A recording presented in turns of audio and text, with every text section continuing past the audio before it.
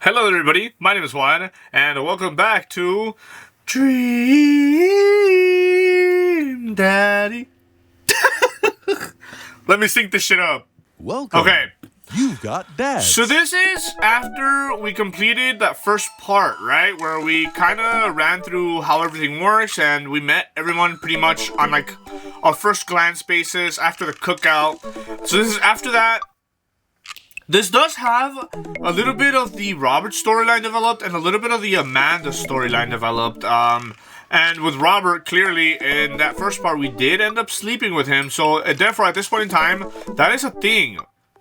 Though, considering what I'm planning on doing, which would be the Joseph storyline this time, I don't know if that'll be particularly important. So, how about we get into it? So, this guy, he's pretty hot. Okay, he's hot, but the thing about him is that he is married? The wife is a little bit strange, though, so I don't really know what's going on. He has 4 kids, dude. And, to top it all off, he is like a pastor at a church. This is the most, how do I say this without, like, sounding like an asshole? The most unconventional individual that I could ever possibly imagine dating. Honestly. Simply because of all those factors mentioned before. But, because of that, I figured, hey, you know what? He's a handsome man. Let's see what the hell's going on here, because clearly, as we saw from running the Brian storyline, not everything is as it seems. So let's see what this guy is about. Joseph Christiansen.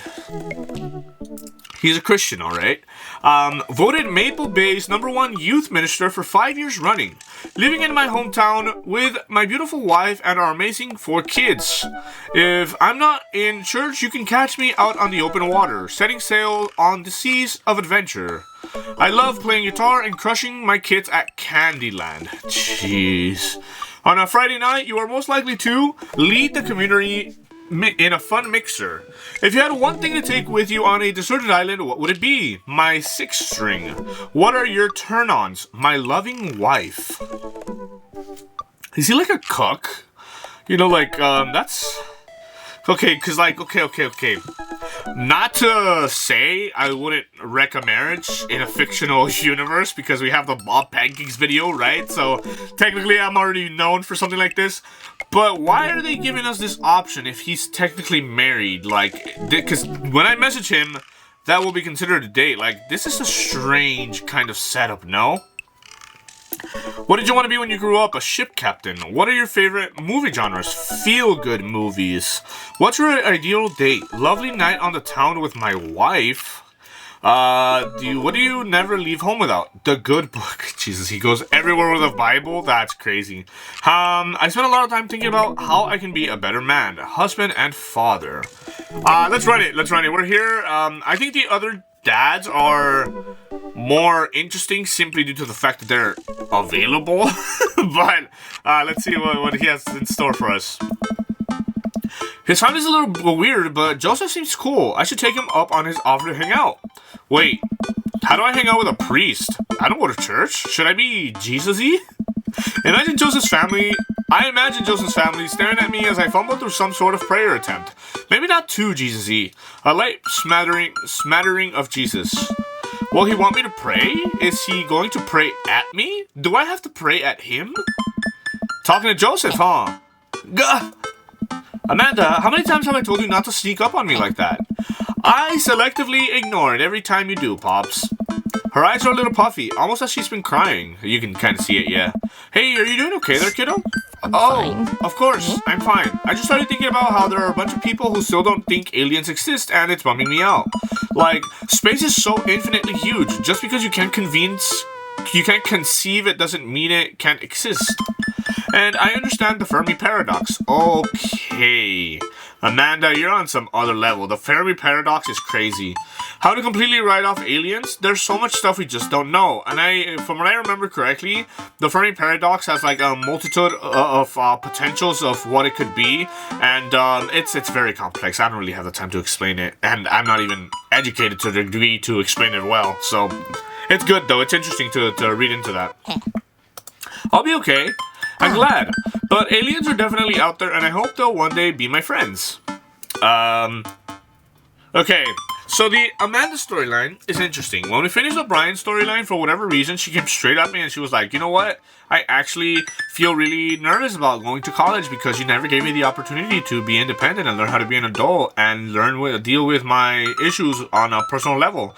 Which I kind of was like, girl, I was genuinely worried about you. Like, okay, at first I didn't really like her inclusion because it's, again, like I've mentioned a couple of times now, kind of weird for me that in a gay daddy dating simulator, there's so much of an interest on the daughter and me and their banter.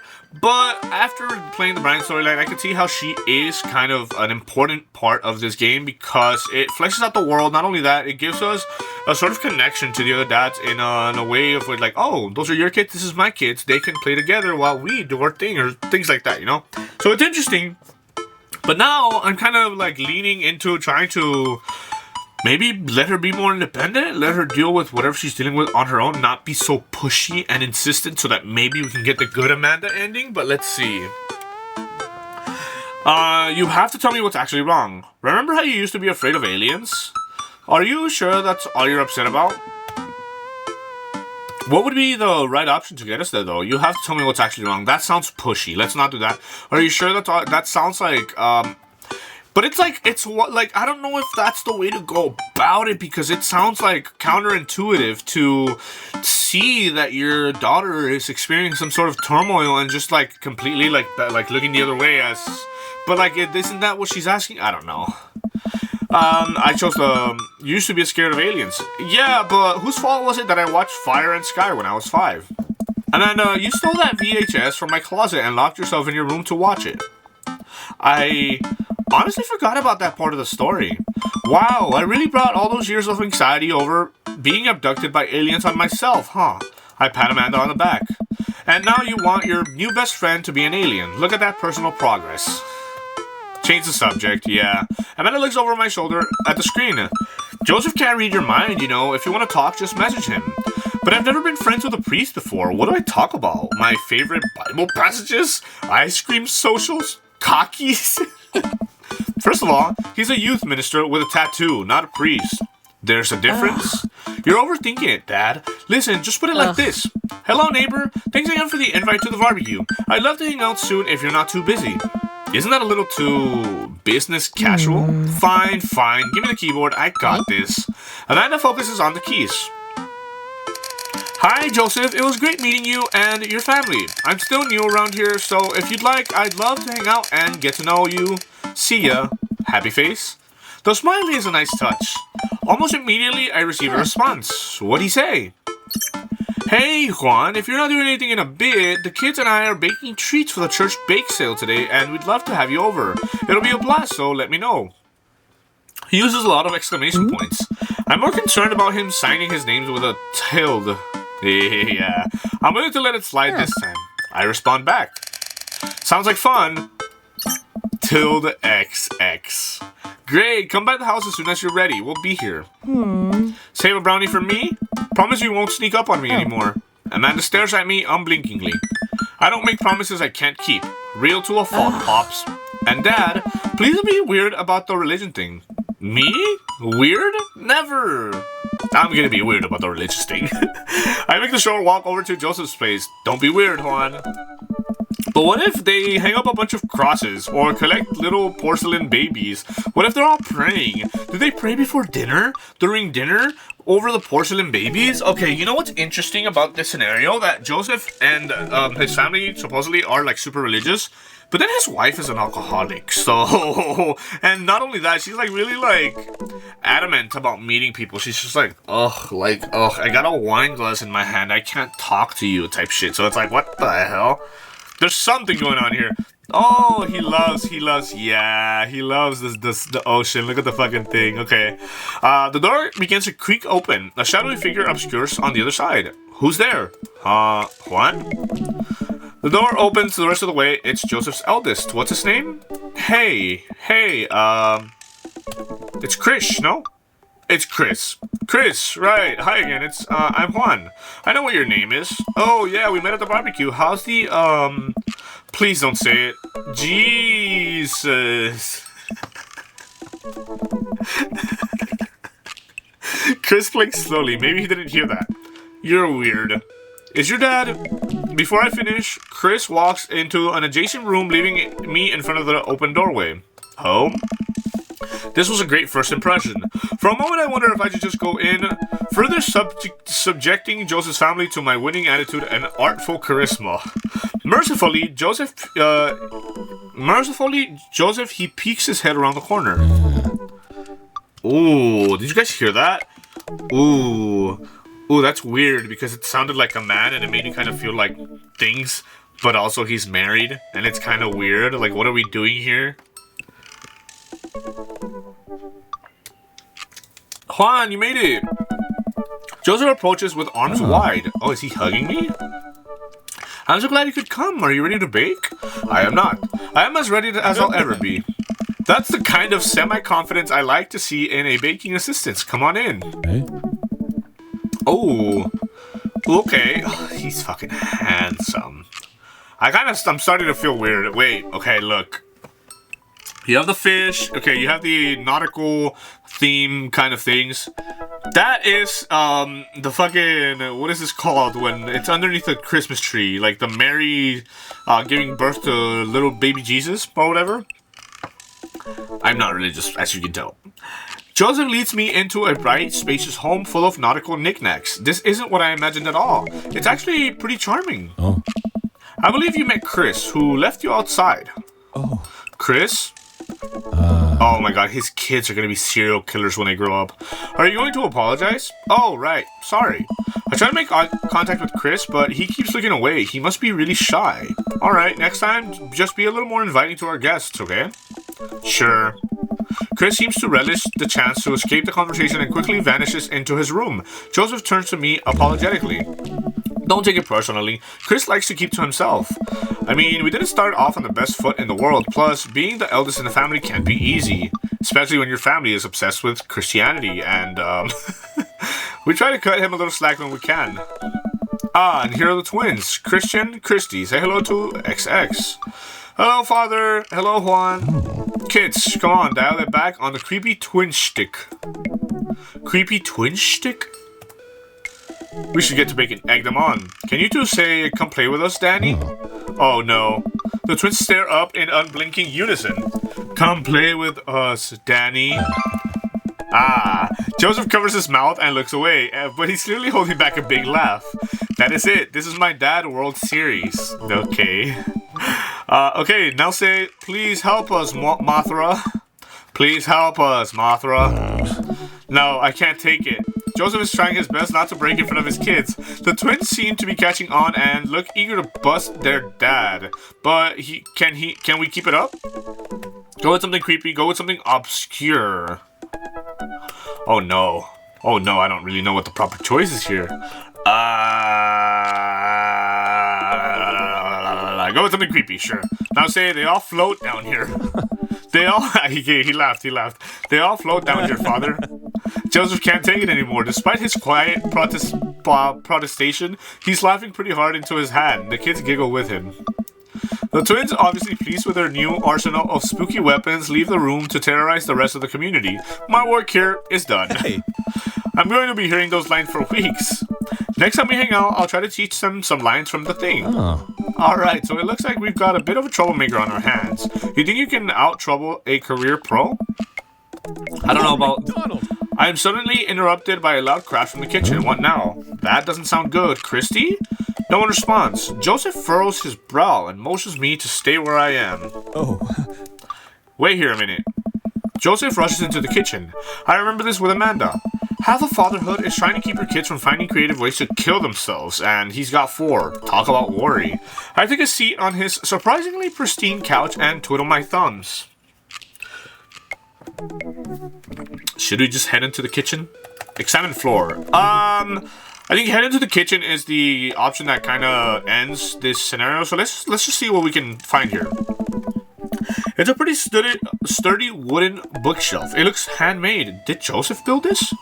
There's a big stack of what looks like travel magazines. Hyenas of the Serengeti, the underwater mysteries of the Antarctic, and on and on. Seems like Joseph really loves a good adventure. Unless this is a Mary thing. Who knows? Next to them are a couple of different Bibles. Looks like he's covering all the Bible bases. King James, the New American Standard, the Bible for teens. He is a cool youth minister after all. On a higher shelf, there are a bunch of old romance novels. Judging by the Weinsteins, they must be Marys. Yeah. The newest ones look like Hot Body Johnson, Sex Detective. The 8th installment in... Wait, this is a series? Sat at the coffee table. There's a couple of cool knickknacks on the coffee table in front of me. Hey, a cross. Hey, another cross. This one looks a little different. And a third cross. Unified design aesthetic, smart choices. There's also a brass thing here. It looks like something a sailor would use to navigate with. I think they're called sextants. Ha! Sex. Examine floor. When you have you have this many kids and things are bound to end up on the floor, no matter how hard you try to keep it clean. I spot a terrifying cloth doll that appears to have both arms pulled off several times. It's been stitched back together a lot. The tag says, C plus C. Of course, it's the twins. I set that down and spot a houseplant.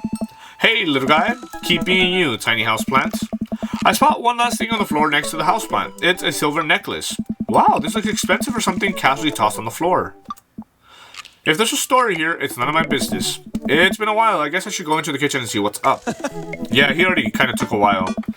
I walk into the kitchen and find Joseph holding Christy in one arm. She seems a lot calmer than she was a minute ago. I raise an eyebrow at Joseph. The twins are a lot more manageable when they're separated. Where's Christian? He ran off. Christy dips a spoon into the brownie batter and gives it a good taste. Dad, it's too sweet. You're too sweet. No, I'm not. You're so sweet we might have to water you down. With spiders. No, not spiders. Joseph begins tickling Christy with his free hand. Between the laughing and squirming, I don't know how he's got a hold of her. But that girl is locked in place. That man is a professional child wrangler. Christy fixes me with her best puppy dog eyes. Save me from the spiders. Spoon duel the Spider King. Renegade option. I guess we could do spoon duel him, I suppose. This is like the most family oriented part, I think, because it's like, what the hell am I doing? I got a wooden spoon and point it in Joseph's direction. Unhand her, foul beast. Okay, Juan the Valiant. Let's see what you've got. You may have defeated me at Tarantula Ridge, but now I have the upper hand. Joseph gently puts Christine down behind him. Have you come to squash me, knight, or have you merely fallen into my web? I'm no mere fly, Spider King. Now, in guard. For a minute or so, Joseph and I mock duel with the two dumbest looking spoons in the room. Eventually, I strike a killing blow in the invisible heart between his arm and his body, and Joseph recoils in horror. Blast, I am defeated. You could never best me, Spider King, for I have the power of... I sneak a taste from the brownie batter. The magic... Oh man, that is way too sweet. Christy begins jumping up and down excitedly. My hero!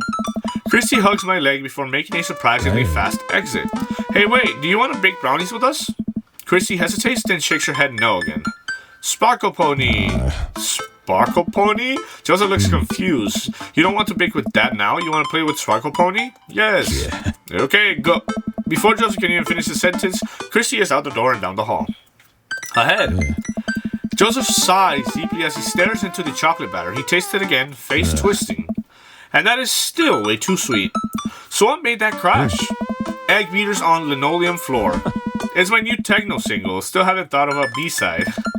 Now we're both looking into the batter. It's got a sickly sheen of sugar and chocolate candies throughout. And I have a feeling Christy had something to do with it.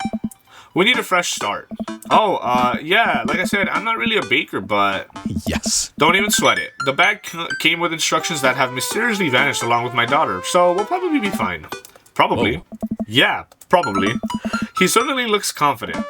Alright, Juan, you baked a cake from a box before. Once. How hard could this be? Now, grab a spoon and get ready to cook. Mario Batali, save me. Joseph and I set to work, cracking the eggs and mixing the things and then pouring the things accordingly to how we assumed the back of the box would tell us to. Things go according to plan, and soon enough we have a solid batch of brownies. Hey. Woo! Wait. Joseph has a little dot of batter on his nose. Wow, Juan, way to use those dad skills. I bet you baked a few box mixes in your time. His nose. Joseph. Oh. All we have to do is bring these to the bake sale and voila, duty done.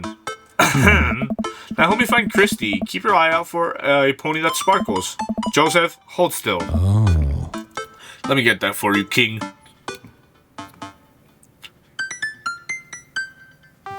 What? Held in position. And got it. Joseph's eyes go wide as I gently wipe the chocolate off his nose. Is he blushing? Oh man, I hate the fact that now there's gonna be 2 instances in which I fucking wrecked the home, dude. Like, what is going on? Yeah. Oh, oh, he is blushing. Oh shit. No problem. In less than a second, I've licked the batter off my finger. Okay, so there are levels to this thing, right? One thing is for me to tell you, oh, let me clean that off your nose. Another thing is for me to do that and then be like, right? Like, I'm not crazy, right? Like, that's a little bit, like, that's an extra step of, like, seduction, if you will. It's like, what the hell? In less than a second, he was like, I licked the batter off my finger. It's really good batter. We shouldn't do this here where the children are present. We should find Christy. Yes, we should. Do that. We kind of made him feel some kind of way, I think. Joseph quickly composes himself. Alright, she can't be far. You take the delta position and I'll watch your 6. Do you even know what that means? Alpha Tango Sparkle. Roger. He's blinking. Okay, not blinking, but like, winking. Joseph starts making his way down the hall and calls me back in. Take the brownies and the rest of the stuff I baked earlier today while I get Christy. We'll meet you out by the car. Hey. And we're here. Joseph and Christy and I arrive at the church parking lot to find fold-out tables and pop-up tents ready to set up. Already set up. Oh my god, wait. That's a fucking tongue twister right there. How are you gonna put fold-out tables and pop-up tents in the same sentence? I am illiterate. Hold on. Joseph, Christy, and I arrive at the church parking lot to find fold-out tables and pop-up tent already set up. Looks like the bake sale is already in full swing. Wow, this place is packed. Is this packed? There are a few people milling around. It must be a value pack. If you count a city's population on your fingers and toes, this counts as packed. Point. Christy rockets out of the car and into the lot. Is she running on jet fuel? I want to sell brownies. Okay, let's get set up. I want to see Mom. She's down by the other row of tables helping out another group. Want to go over there and tell her I said hi? Mom! Christy sips off immediately. Joseph seems concerned. Does she always run that fast? Yes. Yeah, and I can only catch her half the time. These knees aren't what they used to be. I remember when Amanda was her age. I couldn't get her to sit still for 5 seconds. Yup, great age to deal with. Yeah. While Christy's gone, Joseph and I arrange our baked goods on the table and settle in. So, are we allowed to eat any of our own goods? Look, if I don't see nothing, I don't say nothing. The man upstairs has strong feelings about snitches. I'm sure he does? What? Does he actually? I don't know. He eats a brownie. It looks like some of the other stalls are selling drinks, little handmade crafts, and other sweets. Whoa, someone brought a soft serve ice cream machine. I gesture to it. How are we supposed to compete with that? Please, this isn't my first time on the rodeo. The big sale rodeo. There's actually no rodeo here. It's just a big sale. I think you and I put together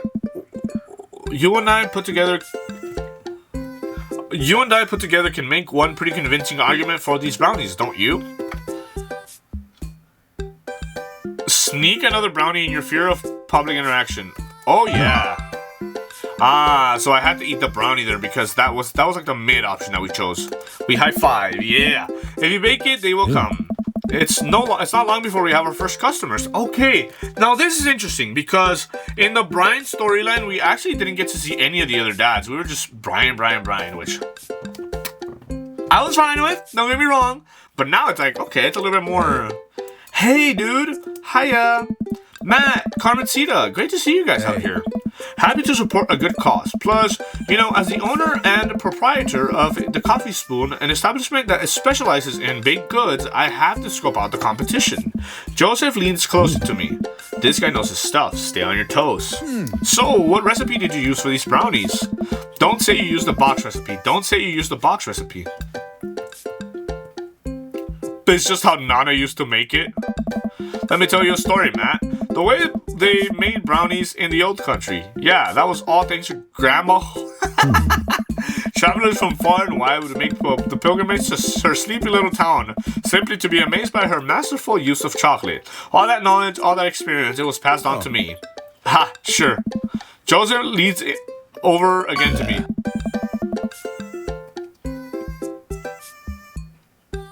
Ooh.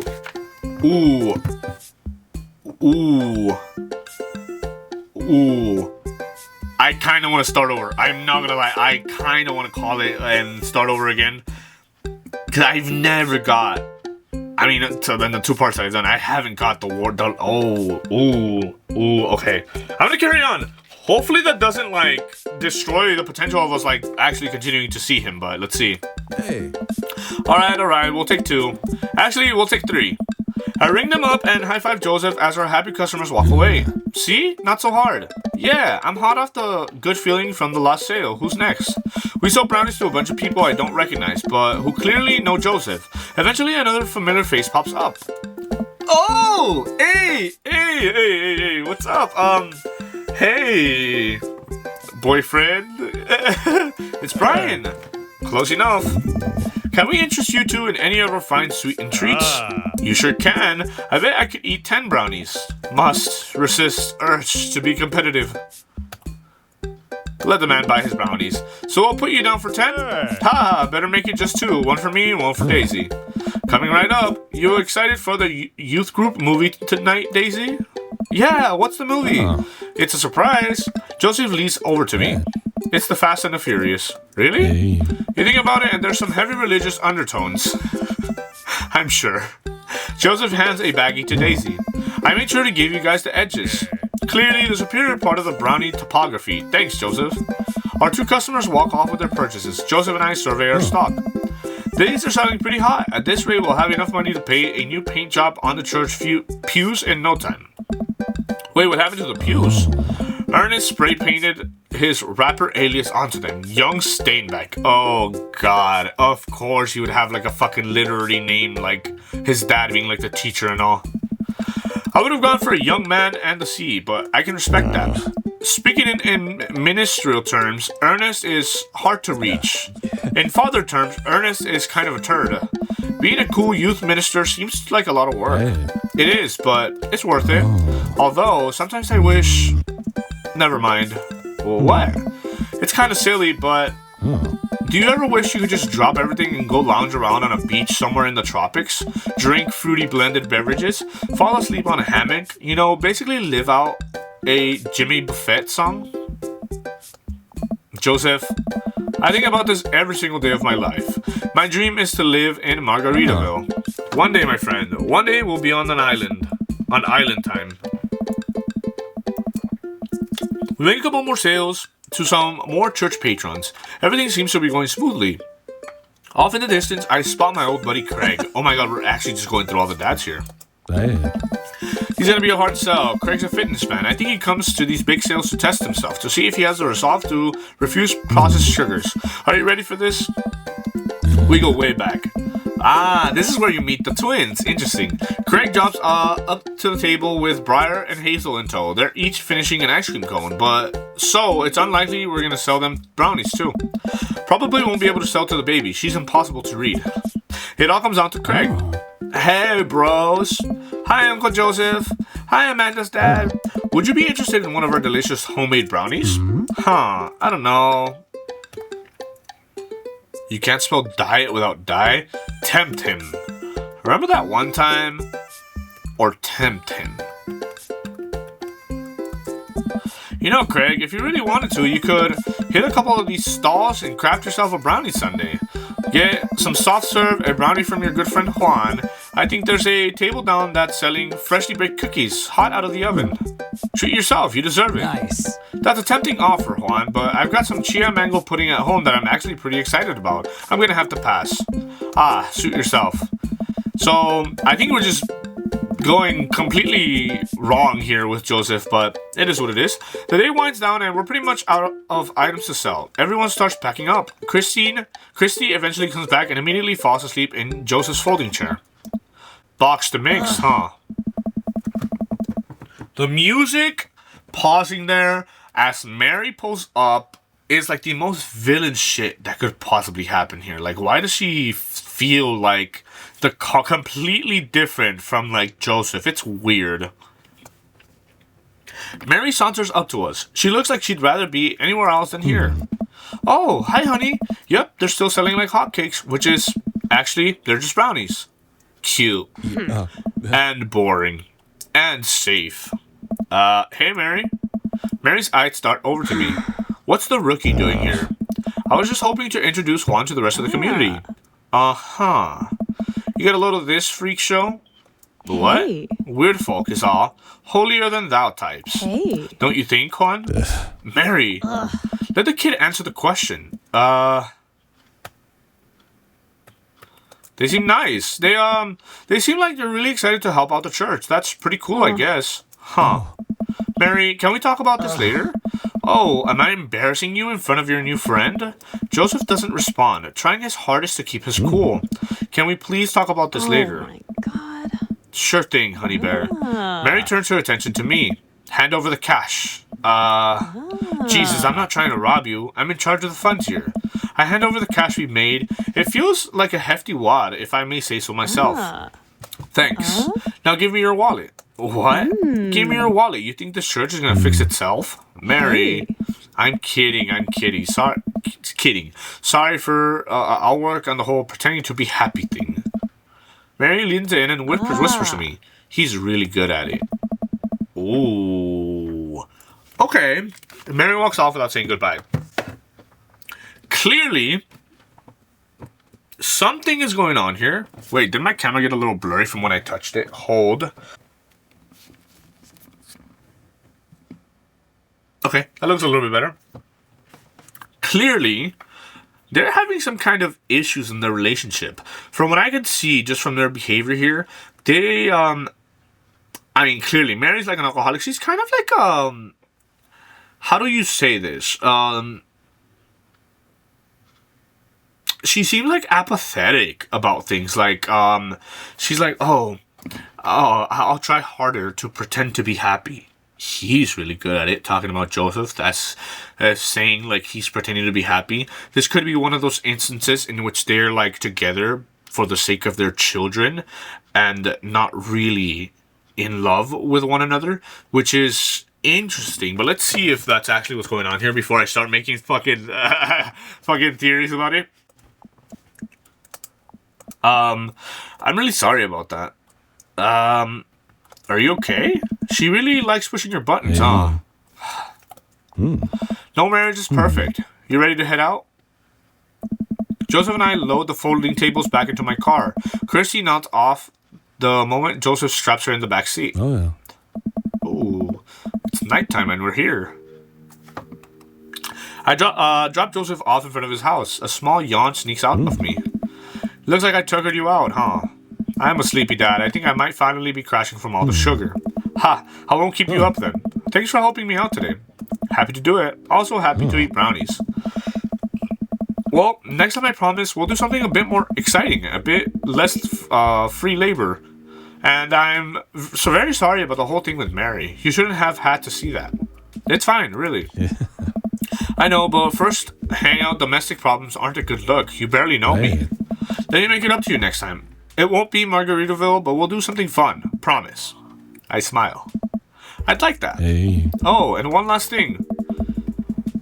Joseph tosses me a cling-wrapped brownie through the window. It hits me in the face, but I'm still able to catch it. It's the last one. You earned it. Joseph, please don't leave me alone with this brownie. Nope. Too late. I'm already walking away. But, Good one. Bye. Joseph walks up to his home. He waves at me before carrying Christy inside. Well, looks like it's just me and you, Brownie. Save the brownie for later. Yeah, it's for Amanda. I pocket the brownie. This might come in handy down the road. I step inside and find Amanda doing homework on the couch. Hey, Father Unit. Hi, child that I am required by law to care for. How's homework? It's really fun and educational. Really? Yeah. How long have you known me for? Right. How's the bake sale? Good. I think I really could have made a good life for myself as a brownie salesman. Glad to hear it. So what? Were there any extra brownies, or did you make me sneak one? Or I think for a moment I realized that I still have the brownie that Joseph gave me. This would probably do better in someone else's stomach than mine. Heads up. Wait. I hurl the brownie towards Amanda. It hits the wall behind her and falls to the ground. Nice throw. She scoops it up and smiles at me. Thanks, Pops. Hey, if you're not going to bed anytime soon, would you be game for some real shark hunters of Orange County? I thought the last hunter got eaten by a shark. He did. I sit down next to her and cozy up with a blanket. Awesome. We got an F. We totally got an F.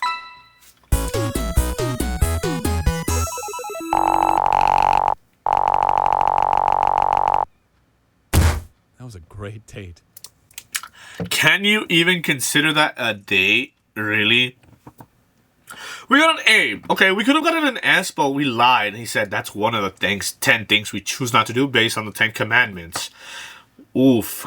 Okay, I mean, no worries. Let's carry on. Next date. While I'm doing my afternoon word jumbles, I hear the mail truck pull. Oh, okay. Okay, so we've done this in that last part. So how about we not to like take the essence away from it, but I am the kind of person where, yeah, like we're not gonna do the Craig thing again because we did that last time. We're just gonna dive into the Joseph storyline. I'm sorry, but I'm the type of person that I can't see the same movie twice so close, like back to back. I can't do that because I already know what's gonna happen. I get bored. It's not that interesting. If you guys want to see that interaction with Amanda, you could watch part 2 with Brian. We kind of handled it there. But yeah, let's see. Let's carry on with Joseph. Let's see. I'm excited because I kind of want to keep discovering what's really going on. Like, do they love each other? Can I actually come in between? It's been a long day of clipping coupons. Looks like there's a sale on boxed brownie mix. Oh, huh. That reminds me, I wonder what Joseph's up to. I should see if he wants to hang out. Or if he wants to go to the store with me and use these coupons. Looks like he's online. It's nighttime. Hey, Joseph, wanna hang? Juan, hope you're finally recovered from your brownie-induced coma. And I know I promised you a fun hang, but tonight I'm actually chaperoning a youth group mixer. Amanda's invited, of course. If you're not doing anything, you should come. And be a chaperone with me because I need the help. Less nice. I think for a moment, I'm a little bummed out, of course. I suppose I just wanted some me and Joseph time. Yeah, I honestly kind of did. Maybe to get to know him a little better. Ah, what the heck. My friend needs my help. I type back. Buddy, if you need me, you got me. Just tell me where I need to be tonight. Joseph lets me know the details. It starts pretty soon. I should get ready. Okay, I mean, what are we gonna do? I knock on Amanda's door and peek in. Hey, Amanda, I'm about to head out. Where are you off to? Are you gonna go extreme couponing? I'm actually gonna go chaperone the youth mixer dance thing that's happening at Joseph's church. He says you're invited if you want to come. I'll cover for you. You know what? I'm down. Maybe I can make some new friends. That's a good attitude. But I'll have you know that I'm mostly doing this for the potential of free food. Thank you, Amanda. You get 4 daughter points today. Can I trade them in for a daughter lava lamp? Sorry, you only have enough for a daughter spider ring. Or some of those daughter plastic jumpy frogs. I like those things. They try their hardest. It's inspirational. We arrive at the church to find that nobody's here. There are decorations and balloons and banners and everything, but no youths. Huh. I've been to a couple of dances in my life, and not that I want to paint myself as some sort of dance expert, but generally dances require people. And those people need to be dancing. All of a sudden, Joseph jogs up to us. He looks frazzled. You're here. I need your help. Joseph gestures to the hand-painted banner hanging above the church doors. It reads as Jesus is...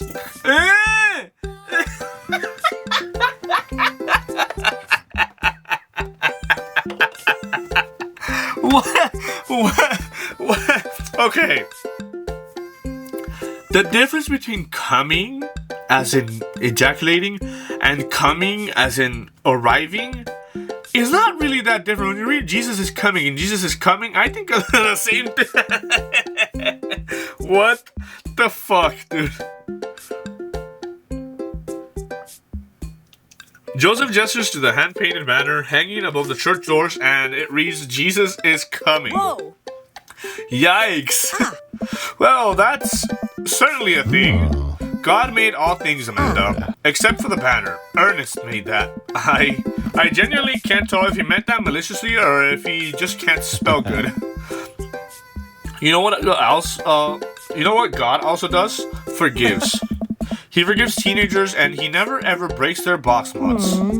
Are you going to break Ernest's box mod? No, Amanda, that would be a sin. I think it's the one right after Sloth. I need your help getting this down before anyone sees it. I can swing that. Amanda, can you help? Physical labor, huh? Amanda begins rapidly scanning the most empty room, looking for an escape route of her own. I have to go set up the food. The food's already set up. I'm gonna do a final inspection, pass on the food, to make sure it's up to code. I'm gonna eat your food. Amanda's able to bolt away before myself or Joseph can get another word in. Whew, she can really book it when she wants to. Her father was a giant pair of legs. I dated some giant arms once, but it turned out they were all right. You must have been devastated. Oh. It was Armageddon. Jeez. No, I get it. I'll workshop it. There's a gem in there somewhere.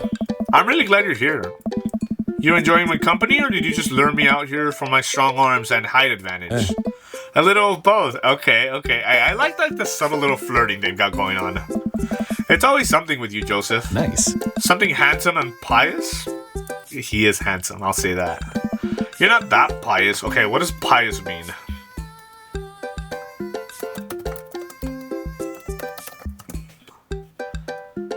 Oh, that's what pious. It's there's an ant on my camera.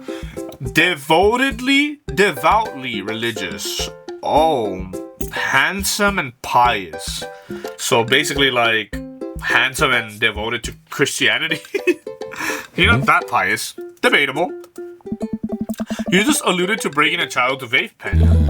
I would have lost the debate. You ready to do this? Let's make some magic happen. Magic isn't real. God said that. God was also a bush one time. True. Joseph and I grab a stepladder and walk over to Ernest's banner.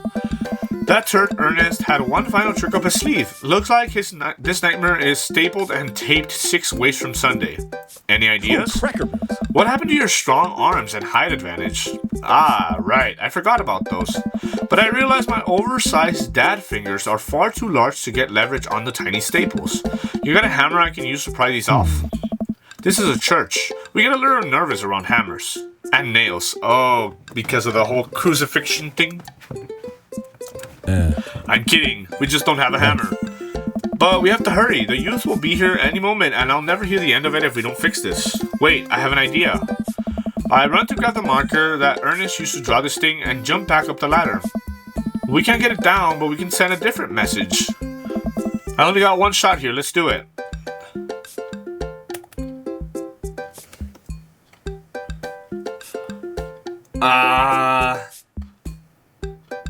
Jesus is cumin. Jesus isn't coming. That's probably the worst one.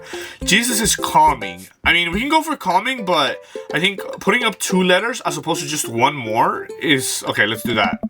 Calming. I'm able to turn the U into an A somehow.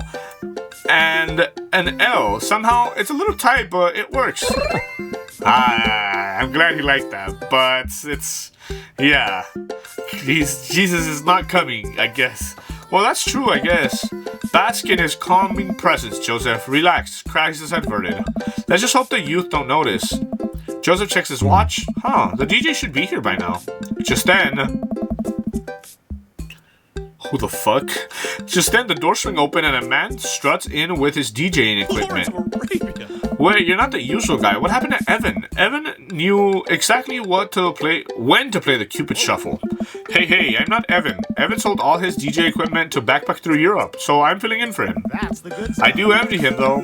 What I would give to drop everything and start over. Haha. Are you alright? So sad. He said I'm so sad? Okay, that's... Alright, I'm better than alright. I'm DJ Spin Master Quinn. He sighs heavily. I usually do trivia nights, but I moonlight on the ones and twos to give myself a sense of purpose in life. Is he okay? Well, you'll have to do. You have a playlist of fun songs that youths will like and won't inspire impure thoughts to tempt them to the dark side, right? The DJ thinks for a moment. Hey. Believe me, buddy, I got what you need. Okay, great. I'll let you get set up. The DJ leaves. Let's keep an eye on this one. He sounded like he was just gonna play Creep by Radiohead on repeat. That's a good song, Will. After some time, kids from the community start filling into the dance hall. Some of them seem to notice our sign hack, but they don't seem to care. Most of the kids group off into tiny clusters, standing in circles and casting sideways glances to the other groups of teens. Man, I do not miss being a teenager at social functions. Hey, party people. Everyone in the room turns their attention to the DJ. Spin Master. DJ Spin Master Quinn coming at you with the sounds that people want. We're off to a good start. Alright. This next tune goes out to all the ladies in the audience. Lady, let me hear you say yeah. A few half-hearted yeahs echo to the crowd. Alright. He sighs. I am so sad. Man, it's been a heavy couple of days. This next one's actually just for my wife, Sandra. I hope we can work things out, my little honeysuckle vine. Now, who wants to listen to Radiohead's Creep? The DJ begins playing Creep by Radiohead. Amanda slides up to me, pizza in one hand and punch in the other. Creep, huh? Bold choice for a youth group. Let's see where he goes with this. Oh no. After the song finishes, he plays Creep again. Is the DJ crying? If you watch the kids really closely, you can catch them cringe every time Tom York swears. There you go. Maybe we should do something about this. Joseph runs up to us. He's killing the vibe. They're listening to swears. Sad swears. We have to do something.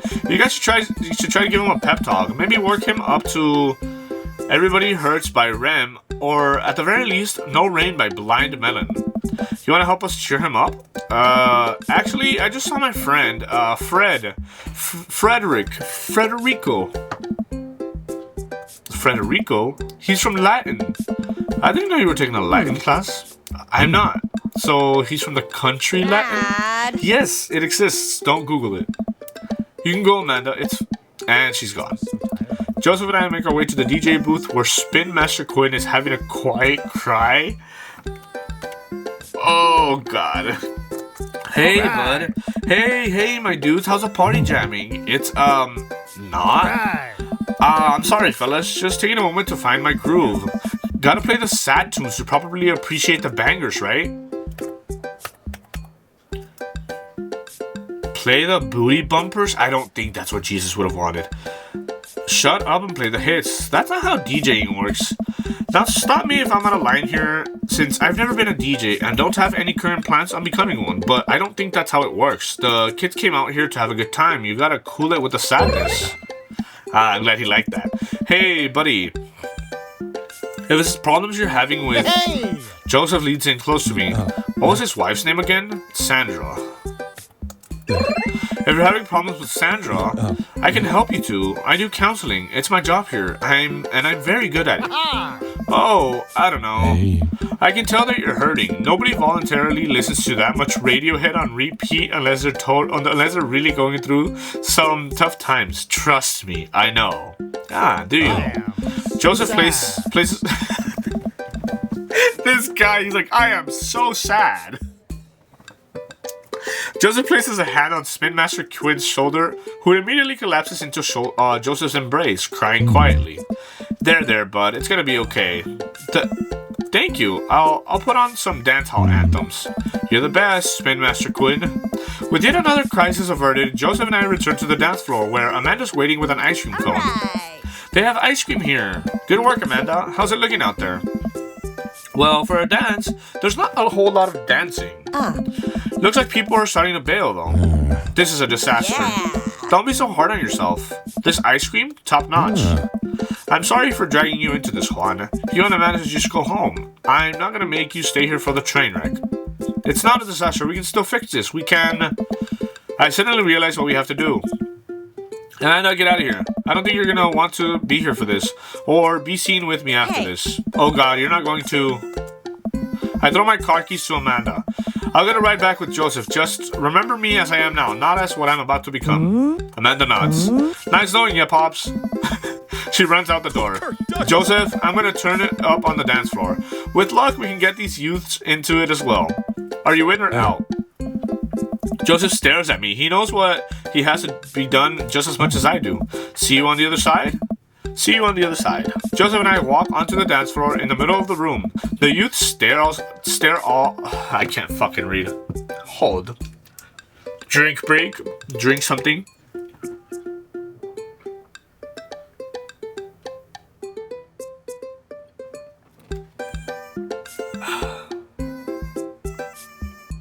That was surprisingly refreshing. Joseph and I walk onto the dance floor in the middle of the room. The youths all stare at us, unsure of what we're doing. Time to get our groove on. Let's start them off easy and work our way up the more technical stuff. The lawnmower, roll the dice, the worm. The worm seems a little more technical. Start with the lawnmower. I think they would like because all these apparent dads are so obsessed with taking care of their yards.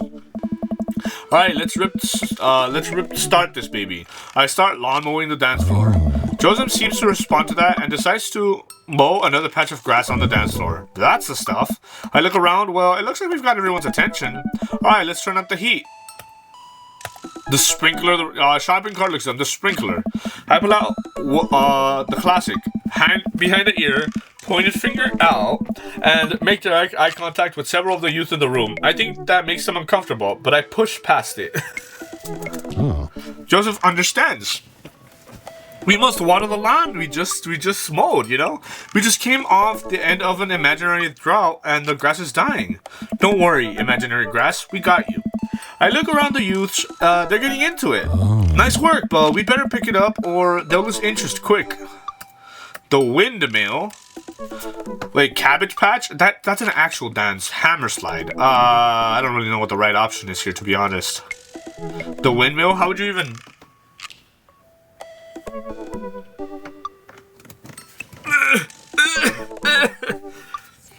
The Cabbage Patch. Let's do the windmill. Sure. What was that response? I've seen breakdancers do this, so it shouldn't be too hard. I drop to the floor and try to spin my legs around. I'm sure this does not look appealing.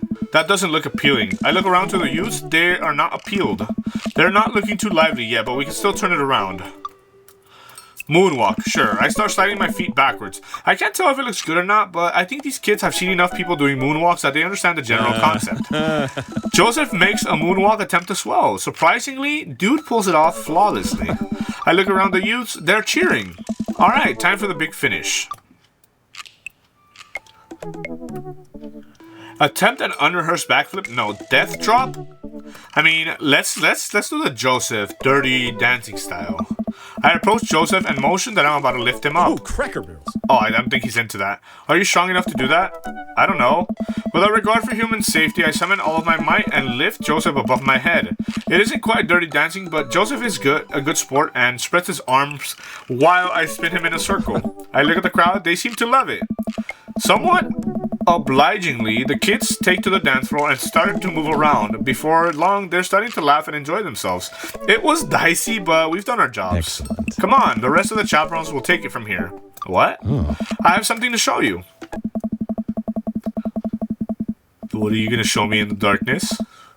Joseph leads me to the main room and down various darkened corridors of the church. I can barely see anything and find myself tripping over my own feet. Joseph, I think I lost you. His hand finds mine in the darkness. I'm right here. Oh, why is this getting hot? What the fuck, dude? I'm glad he can't see me blush. We keep walking. Where are we? This church is huge. We're almost there. I actually have to admit that I was a little dishonest with you. I didn't just invite you out here to help me chaperone. What happened to lying being one of the 10 things you're not supposed to do? I think there's an exception when you're trying to surprise a friend. Joseph closes the door behind us. I guess we're in a random room in the depths of this church now. What could he possibly have planned?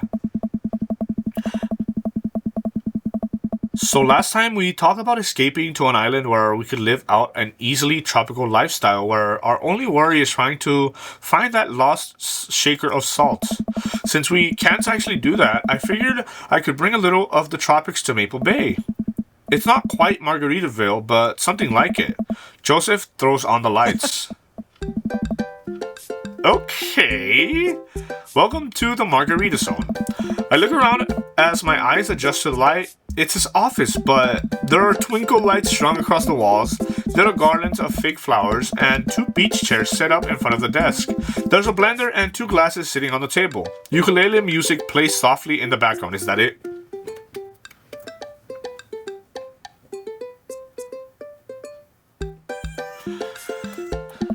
Joseph, this is amazing. There's no pop-tops to step on here, buddy. You did this for me? Joseph takes a seat and gestures for me to do the same. I did this for us. I think we both earned it. I settle in while Joseph pours us both margaritas. You really went all out. I have a flair for the dramatic, and you can't lead the community if you don't know how to make a good margarita. I take a sip of mine. This is a killer margarita. I would follow this man. Do you think the dance is gonna go okay with our sick dance moves? Yeah. No, not here. You're missing the point of Margarita Zone. Margarita Zone is a place of rest and relaxation. It's a place where you can kick your feet up and forget about your worries for a while. Watch out for blown out flip-flops. It's heaven on earth with an onion slice. Let's get tattoos of Mexican cuties. Watch out for blown out flip-flops. I guess let's do the last one.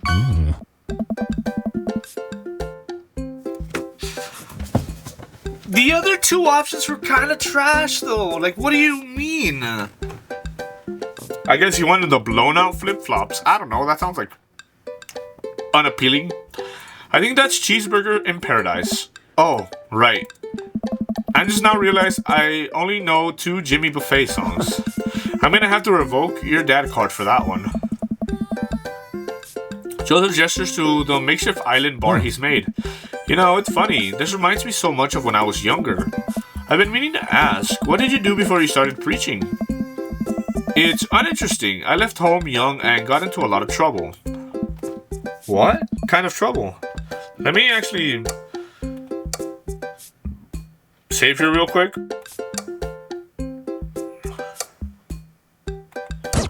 Because I need to reset. That's easy for me to... Oh. To sync it up from the beginning here. Look. Dream Daddy. Alright, what kind of trouble? Trouble meant I got to go wherever I wanted, whenever I wanted. I hitchhiked around the country, went on adventures, met all kinds of people, did some stuff I'm not too proud of.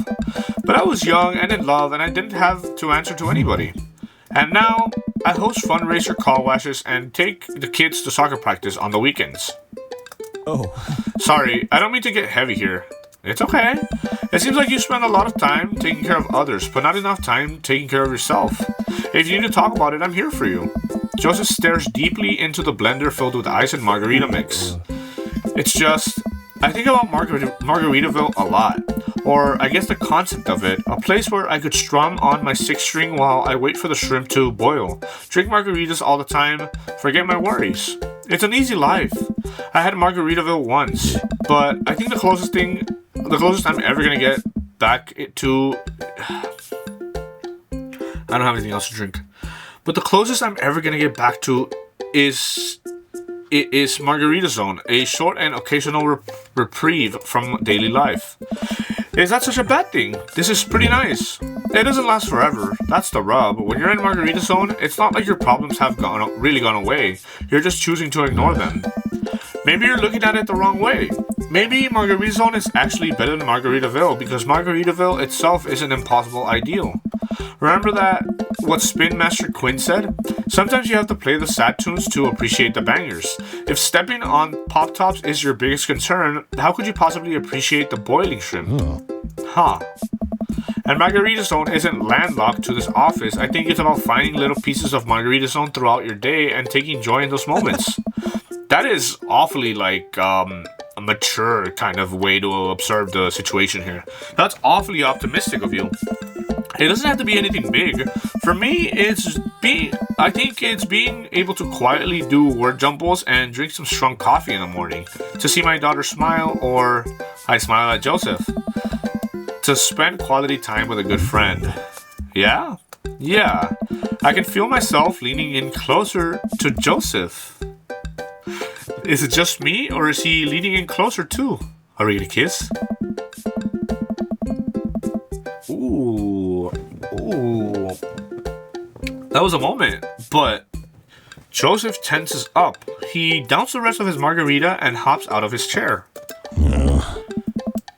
Ooh, look at the expression on his face. It's getting late. We should head back.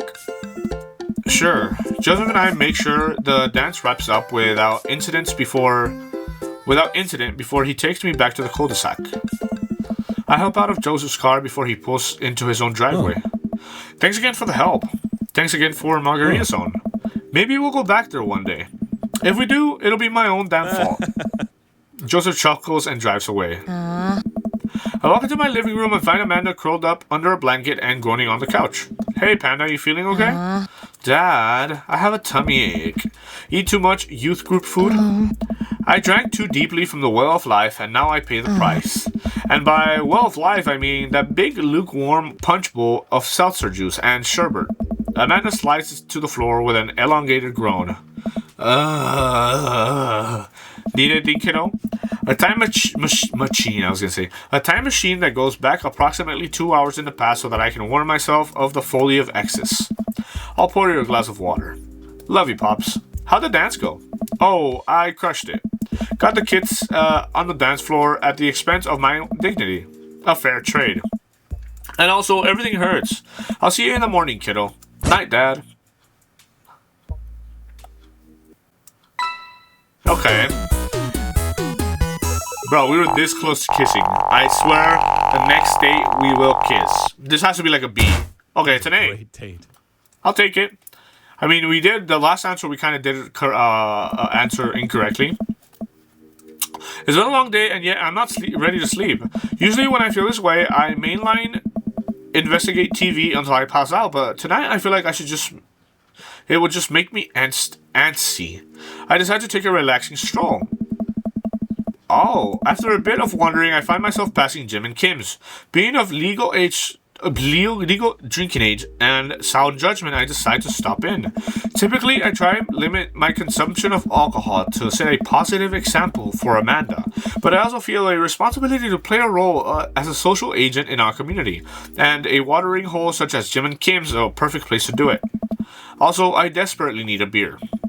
Uh-oh, we're most likely gonna find fucking Robert in here, no?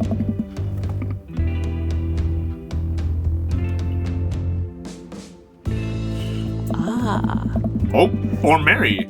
As I reach to collect my beer, I see Mary at the end of the bar. She's not semi-ironically throwing herself all over anymore. In fact, she's alone. She looks so sad. Music stops.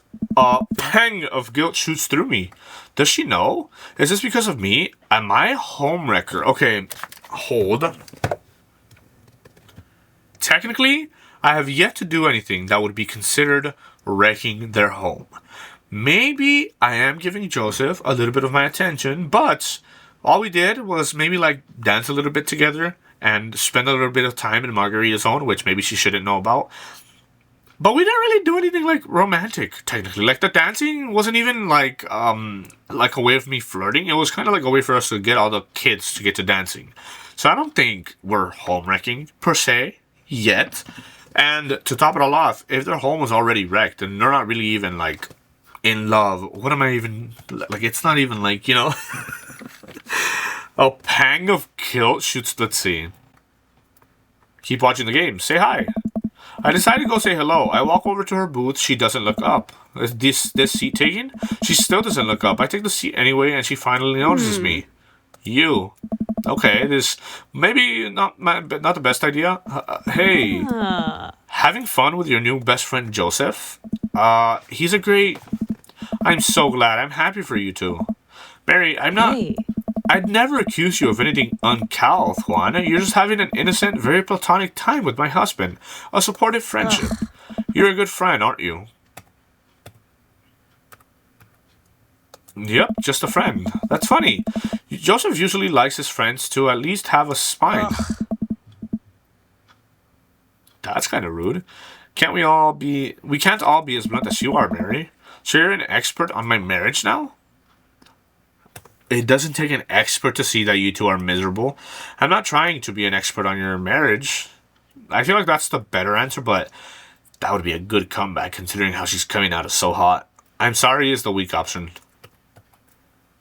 I'm just trying to be there for my friend, okay? Oh, you're there for him. I see how you look at him. I bet you're there for him a lot. She takes a long sip of her drink. This was a mistake. You know, you're really not his type. I'm surprised. Mary pays her tab and strides right out of Jim and Kim's without looking back. It's been a long day. I'm just about ready to pack it in. After a few bites of ice cream from the freezer, I turn off all the lights and walk down the hall to my room. Oh, is this where we see her crying? Yeah, okay, let me...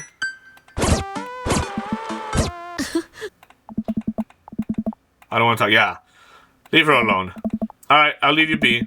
I back out of the room and close the door gently behind me. She immediately starts crying again. I think that's unfortunately what we have to do because I have no idea what has her so upset. She seems totally normal. I feel awful just leaving her to cry, but I also get the feeling that if I tried to do anything else, I would only have made her more upset. I can't stop mentally cycling through all sorts of awful things she could have been dealing with right now. More than anything, I just want her to be happy and safe. I have a hard time falling asleep, but when I finally do, I'm still thinking about Amanda. That's kind of what we have to do because we have played another part, the Brian part, where because we were so fucking trying to figure out what was wrong with her, she kind of felt like we gave her no room to kind of deal with her emotions at her own pace and at her own responsibility, if that makes sense. Like she feels like we kind of like babied her throughout the whole game and she didn't get to experience adult shit on her own to allow her to be ready for the future. She walks in the door. Hey, Pumpkin, what? Can you come here for a sec? There's a moment of silence. Yeah. Sits down at the table across from me. So, want to talk about what happened the other night?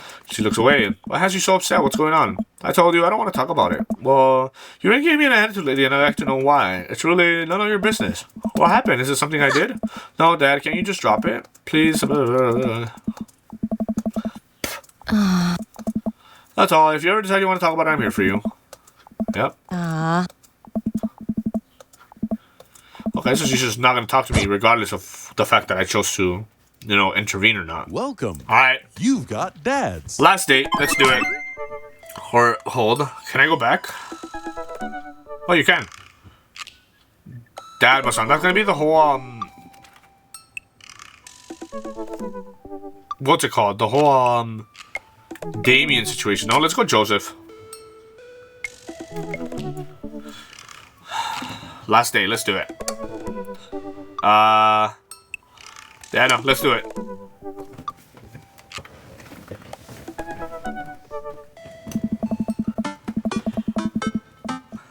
Ooh, I really want to see Joseph again, but after that weird encounter with Mary, I don't know. He's my friend, right? I should be able to hang out with him and it not be weird, right? Right? The computer pings as a message flies into my inbox. It's Joseph. We should hang out. Like, actually hang out. No manual labor, no impromptu therapy sessions with sad DJs, no kids, just you, me, and the open ocean. How are we going to get out to the open ocean, you might ask? Good question. Whoa, prescient. If you're interested, I'll meet you down by the marina and you can check out the goods, if you know what I mean. I mean my yacht. Let me know. Hey, for a second I was like, yeah, I want to check out the goods.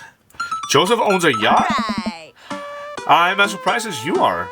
You've been holding out on me, your only daughter whom you love. What, did you think that having me as a father would somehow afford you the fringe benefit of getting to go on a yacht? What else did it get me? A healthy upbringing in a supportive environment. I am literally paying for your college. Not a dog, that's sure. Yeah. Yeah, okay, but what if I had the exact same upbringing in a healthy environment, but also I could go on a yacht sometimes? Relax, kiddo. Joseph's inviting me onto his yacht. It's going to be a yacht for fun. I'm glad you're excited, but that doesn't mean you get to start throwing out puns. Why yacht, Amanda? Oh, that's making me cringe. Well, I gotta go get ready to go on my friend's yacht. I start to walk away, but Amanda stops me. Hey, and all seriously, I hope you have fun, but make good choices, okay? But Dad, don't stay out too late or you can't go to Jennifer Longforth's birthday party this weekend. She promised me she would propose to me, but ended up going with Logan Crutchfield. I'm not going anywhere near that party. Good bit, Dad. Good bit. I respond back to Joseph, letting him know I'll be there. Let's do this. Quaint marina complete with local mom and pop shops and a small diner framed the bay. I've gone for a few walks by the bayside to stare enviously at all the nice boats before. Joseph should be around here somewhere. Gosh, this is fancy. I feel a little out of place. Hey, Juan. Joseph, where are you? Up here. I look up. Joseph waves to me from atop a huge yacht. I've never been on a yacht before. You never forget your first. I glance at the name on the side of the boat. The St. Peter, huh? Inherited this thing from my pops. Real fire and brimstone type. Love yachts. So, what's the plan, Captain? I figure since last time went a bit sideways, we could cast our lot out on open sea, wrestle with Neptune, set sail on the seas of adventure. You're kind of a goofball when you're not wrangling your kids, you know that? Joseph smiles and winks from his perch. I have no idea what you're talking about.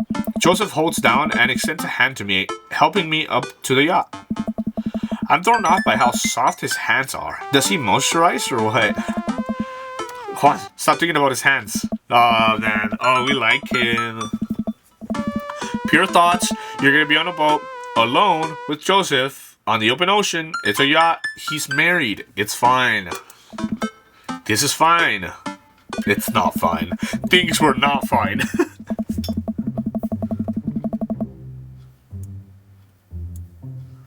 I also just realized that there haven't been any mini games. Like when we were with Brian, every single date had a mini game. So after undoing the mooring and climbing into his captain's seat, Joseph slowly takes the boat out, ringing the big steel bell with extra emphasis, even though nobody else seems to be around. Oh, I love his voice, like his like shutting off, boat launching, man and boat launching as one. The St. Peter navigates out of the marina and into open water, with Joseph doing the occasional steering flourish as the boat bobs along with the waves. He seems a lot more relaxed out here. Joseph is definitely in his element. This is the part where we wrestle Neptune, so please remove your shirt and roll into some talcum powder. Can do. Luckily, I brought my Neptuning fork. I didn't bring my talcum. Let's do it. Oh. Can do. I dramatically pull off my shirt. My dad bought illuminated by in the reflection of maple-based rippling water. I am strong. Ah, he liked that, huh? Not bad. We might have a tag team Neptune together. I'm suddenly worried that I haven't applied a strong enough SPS sunscreen. I might get a sunburn. I put my shirt back on. Okay, so he's not gonna take his shirt off, Joseph? For a while we watch as the trees and waves pass us by. Where are we going? A little further out. It's a lot quieter once we get out to open water. Plus, we could see whales. Whales are cool. I don't trust whales. Nothing should be that big. Noted. Joseph maneuvers the boat past some boys. He sighs. I wish I could get out more often, but, you know, family, wife, saving souls, so many souls. I can barely hold them all. I watched Joseph work the boat. Despite his age, he doesn't look like he's slowed down at all. And from here, I can see how toned his muscles are. Impure thoughts, impure thoughts. Aye. Joseph and I boat in silence as the bay gets smaller and smaller behind us. I decide to take a peek over the edge of the ship. The wake this thing kicks off is intense. I wonder if Joseph would ever let me water ski off his yacht. Hey, dolphins. Joseph, there are dolphins. If you're so scared of whales, so you're scared of whales but not dolphins? I feel like there's an unspoken truce between man and dolphin. I would be more comfortable riding a dolphin into battle. Dolphins are way more dangerous. They sometimes drown their babies for fun, you know? Can I trust nothing on the open ocean? You actually can't. I like to think that I'm pretty cool. Alright, Joseph, it's you and me versus the entirety of marine life. I yell out to the ocean. You're all spineless invertebrates. I had lobster legs last week. I can't wait to eat more of you. My life goal is to punch as many fish before I die. Listen to this one. He loved that. You tell them, Juan. And here we are. Juan, welcome to the ocean. I look out into the vast expanse of blueness. Yep, that's the ocean. I am suddenly struck with an overwhelming sense of claustrophobia despite being in a wide open space. I am on a boat with a handsome man. A handsome married man. And there are whales beneath us. Nothing should be that big. It's a little daunting, isn't it? Do you trust the whales? You know, there are more dangerous things in the ocean than whales, right? Like tuna. The tuna is an apex predator. What about sharks? Sharks are tight. It's the tuna you gotta watch out for. And the whales. Hey, you wanna look out wistfully over the sea with me? Joseph and I head to the bow of the ship to do some quiet contemplation. You know, quiet contemplation. I'm alone with my thoughts. Cool.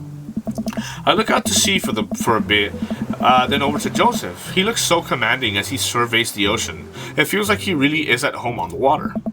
What Mary said to me at the bar. I can't stop thinking about it. Is she right? But she's terrible to him. He's unhappy. He deserves better. I don't want to think about this, but I just feel so drawn to Joseph. I should say something. So, about Mary. Joseph continues to stare off into the distance. It's, well, if you really want to know...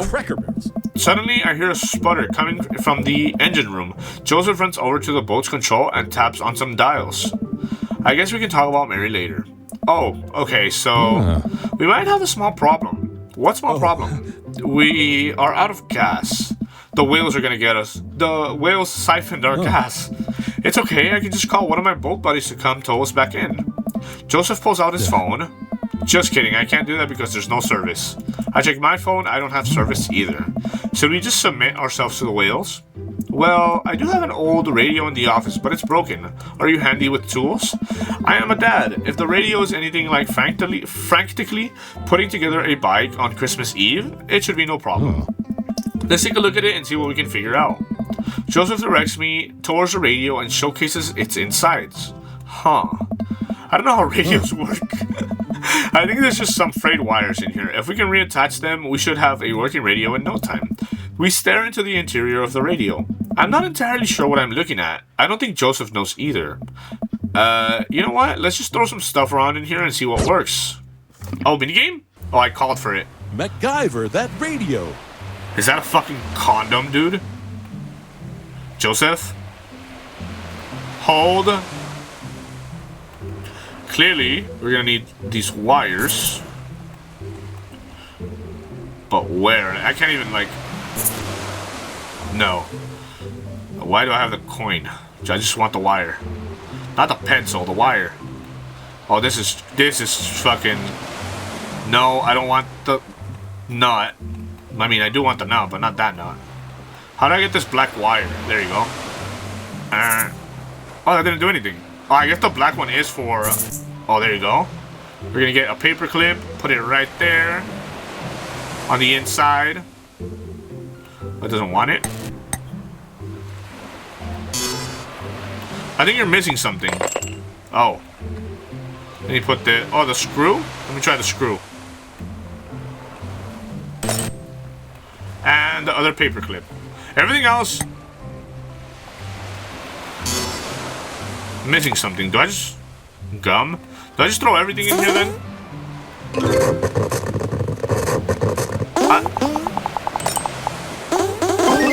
Yes. Hey, it's works, kinda. What the fuck? The radio springs to life. Whoa, we did it. Joseph speaks into the receiver. Hello? Hello, can anyone hear me? He tries a few other channels. Nobody responds. We might be a little far out. I don't think there's anyone in range. How big's the range? Well, this radio came with a boat when my dad bought it in the 60s, so not great. That's reassuring. Now what? There's worse places to be stuck than on a yacht. Wine? Wine. I can get a couple of emergency bottles below deck. Want to grab some while I fiddle with the radio some more? Let's see. Wine. It's got to be around here somewhere. Examine lounge. For an old yacht, this lounge is pretty high class. Wood panels on everything. Leather couches. It's like an old Playboyish photo shoot here. Examine bed. Oh, a California king. Swanky. It's unmade and a little messy. Less swanky. For an old yacht, this lounge is pretty high class. Yeah, we examined that. Floor. There are some clothes strewn around the floor by the bed. Socks, slacks. Yep, a pink polo shirt. Yeah. I guess I know. I guess now I know Joseph prefers boxers or briefs. Oh my god, my character is obsessed with Joseph. This place seems a little lived in, huh? For an old yacht. Yeah, we know. Oh. Examine cabinet. It's a sturdy cabinet. A little dusty, but I bet there are some treasures in here. Examine fire extinguishers. Look, you can tell a lot about a man by how seriously he takes his fire safety. Nice, Joseph. Nice. Okay. Hey, it's wine. A whole drawer of wine. It's a yacht club miracle. Twilight Rouge, huh? Come to daddy. Now I just need to find some glasses. It's a sturdy cabinet. Okay. Examine flashlights. Well, this is a solution to a different problem. Maybe if we're stranded out here for days and run out of electricity, we'll need these. But the chief concern right now is wine intake. Is that it? Focus on the rest of the room. Oh, okay. Examine shelf, maybe? Everything on the shelf. Books, photos. Oh, wait. Bunch of different Bibles. A couple of old vet magazines. I bet those must be Mary's. Wait a minute. Is this?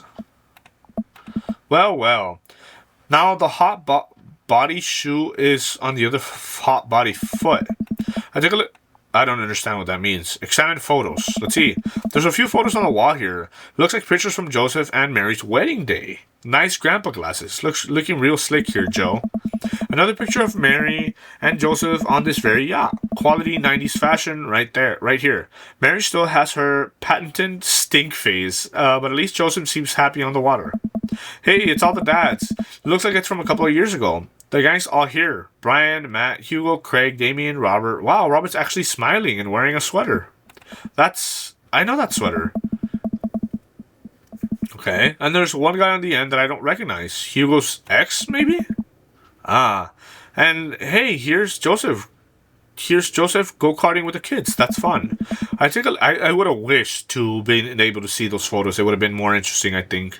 I take a look at everything on the shelf. Examine knickknacks. If there's one thing Joseph does right, it's the odd stuff he puts on shelves. I take a moment to closely examine what I think is an old submarine clock. Ah, there's the crosses again. Boy knows his crosses. Really cool design, too. I take a look at everything on the shelf. Focus on the rest of the room. Examine cabinet. Let's see. Oh, yeah, we've done that. Oh, wait, hold on. Rest of the room. Lounge. Okay, I think we'll go back to... I need to find some glasses for this wine. Shelf. Cabinet. Lounge. Examine side table. There you go. Ah, here are some wine glasses. These are perfect vessels for the Twilight Rouge. Finally, time to get back to Joseph. For an old... Yeah. It's suddenly silent, but... Hey, kind of puts us in a romantic mood. I bring the wine and glasses up to the deck to find Joseph still hunched over the radio. Juan, wine, good to see you two. Just in time for the sunset. I don't take you for a drinker. Haven't you heard? I'm a cool minister. How cool. I can land half of my kickflips. What is that like? 4? 5 on a good day. Pour me. Power pour. Oh, okay, dude. Well, okay. Time to party. We clink our glasses and drink up. This one's not bad. There's a hint of... Am I tasting grapes? You have a discerning palate. It might be grapes. Joseph and I lounge on the deck with our yacht wine, taking in the ocean air. The sun starts to dip below the horizon. Could we be stranded out here forever? I can't think of anyone else I'd want to be stranded with.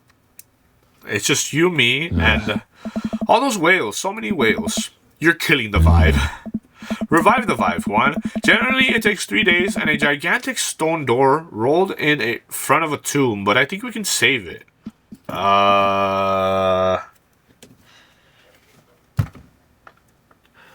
This view, though. Do you like your mysteries hot-bodied? I bet we'll have a whale of a time. What's it like owning a yacht? There's 4 options here now. I bet we'll have a whale of a time. Do you like your mysteries hot-bodied? I kind of want to do that, but I think this is the right option. Back to whales, huh? I'm trying to alleviate my fear of whales by making jokes about them because I don't have any healthier coping mechanisms. Cheers to that. Oh, he liked that. Do you like your mysteries hot-bodied? Let's see. Cracker Barrels. It's a really rewarding series, Juan. Look, you have fun with your word jumbles. I will enjoy the well-crafted narrative excellence of a highly regarded serial of sex books. Detective novels. Sexy detective books featuring a hard-boiled gumshoe who can't be held down by the law, or by love, or by the mystery of the Spanish lover. You read them too! The author really hit her stride around book 17. I go take another sip of my wine, but stop myself. Is wine an acceptable beverage in a margarita zone? That it is, Juan. All beverages of leisure are welcome in the margarita zone. This is almost what we wanted, right? No responsibilities, no worries, other than possibly dying out here. And the whales. But yeah, I'd say we're in the zone. Joseph and I clink our glasses again. To the margarita zone. Waste it away again. If you have any salt shakers, we can arrange them into a pentagram to summon Jimmy Buffet. But maybe he can save us. As a youth minister, I made pact with neither the devil nor island jammers. If we're to get off this boat, it will be by the grace of God. Or Steely Dan. Ha! Hey. Amen. Our laughter dies down. We're both silent for a moment, looking into each other's eyes. Oh my god, he moved it closer. Joseph leans in closer. I feel myself doing the same. This is a bad idea. This is a bad idea. I can't help but feel like doing this will only end up hurting someone else. But his face is real close to my face. Juan, I have to tell you something. Mary and I are done.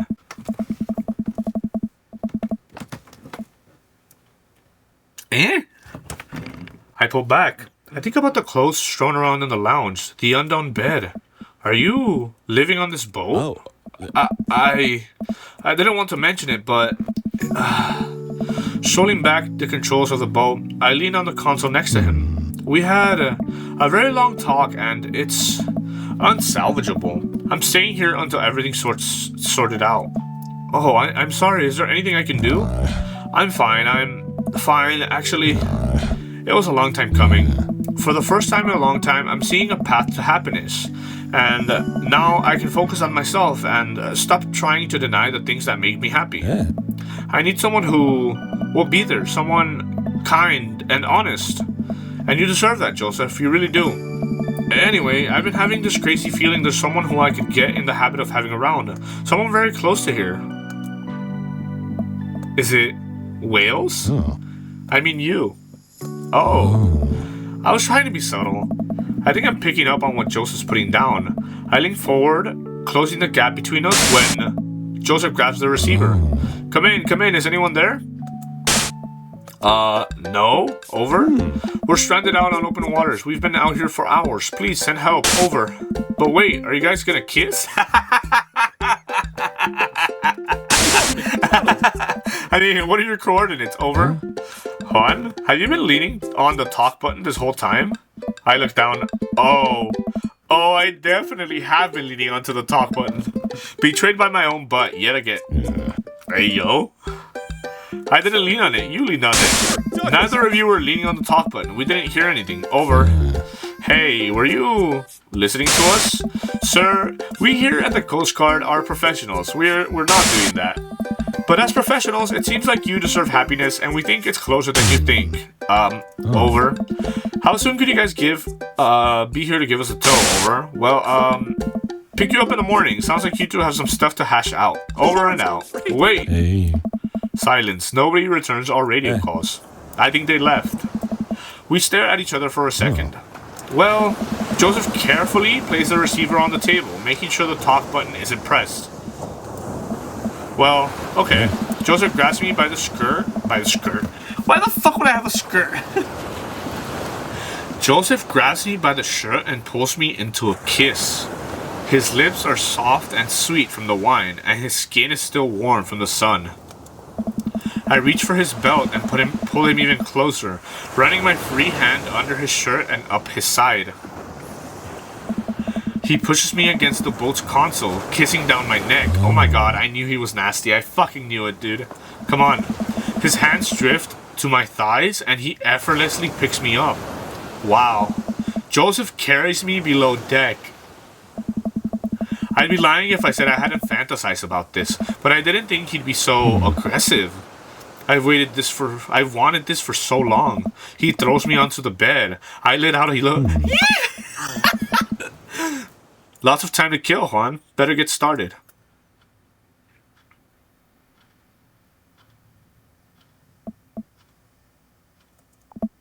Oh man, I might have overdone it with the wine last night. Just a few more minutes of sleep will do just fine. Wait. I open my eyes to find Joseph's face a few inches from mine. An arm slung around my waist. He's sleeping peacefully. His hair is mussed and his lips still a little red. That's fucking hot, dude. Okay. I guess maybe this is a good time to talk about this.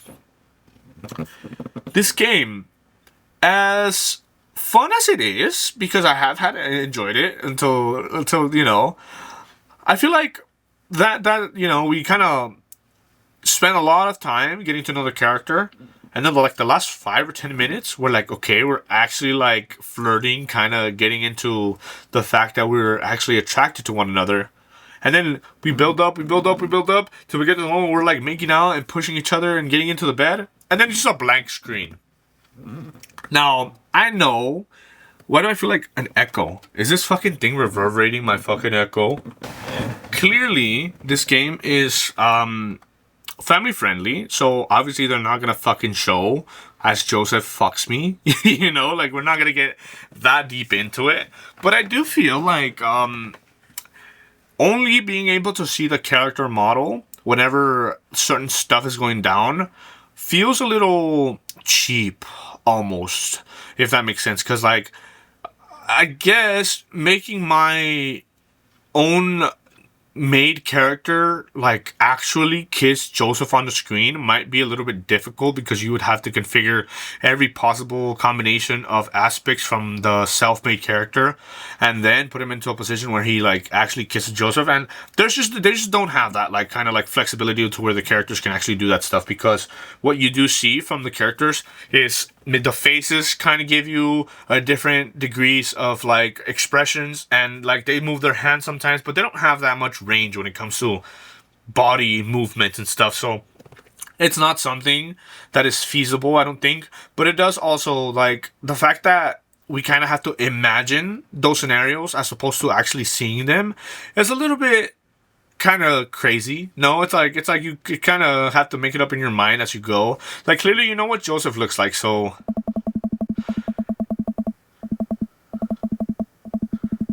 okay.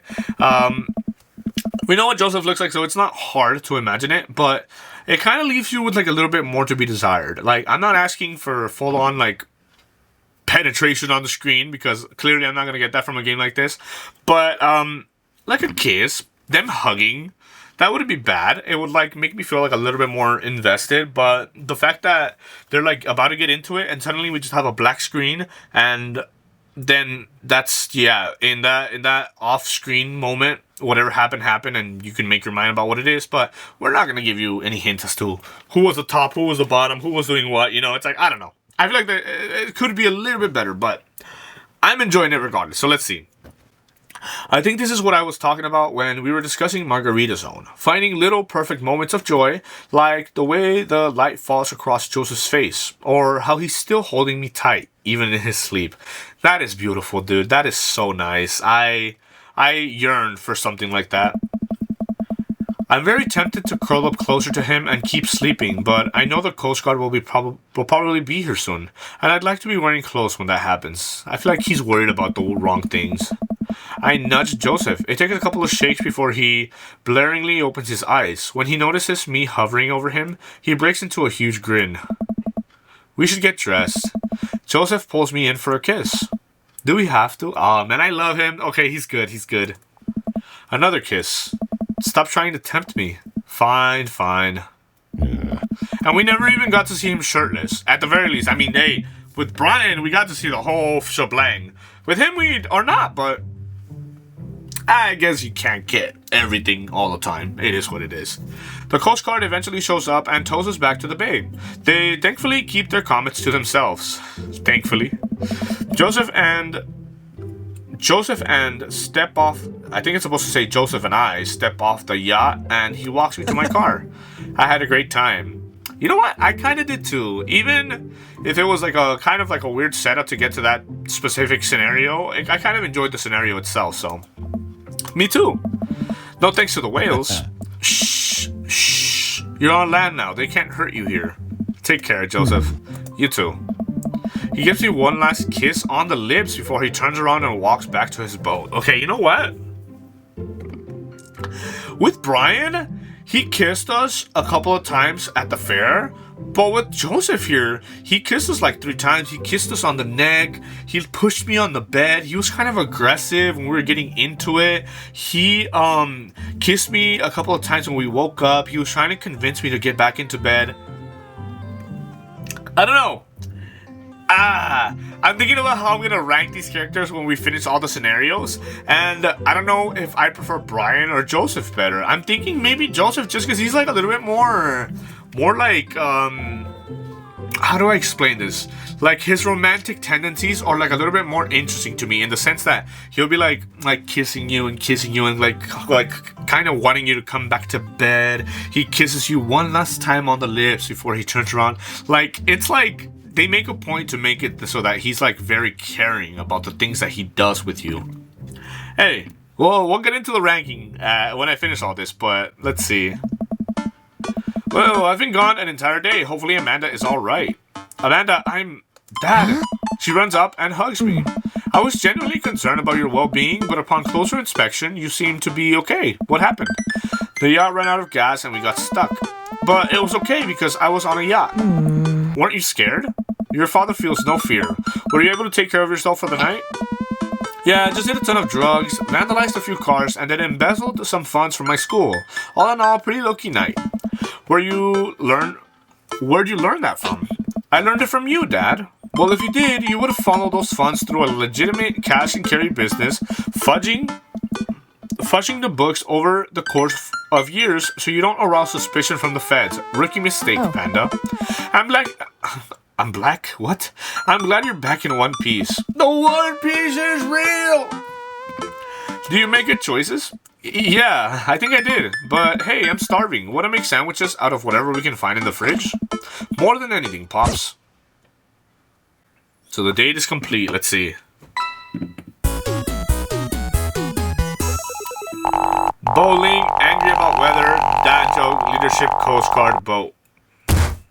Beautiful. Hey, that was the best grade that we've gotten for this so far, right? Because we got a B with Brian.